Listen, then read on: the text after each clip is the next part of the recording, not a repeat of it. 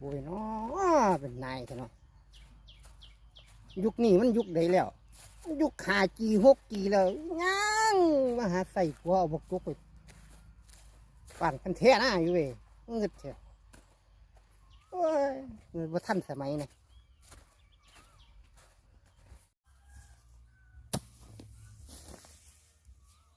มันสิท่านอยู่ท่านกินบ้านเมืองเขาบ่ที่ว่านี่เอาบกจกปั่นกันแท้หน้าอยู่เลยบ้านเมืองเขาไปหอดใส่ดอกเขาใส่รถใส่ล่าหมดแล้วทุกมือบริยานเนื้อสมียน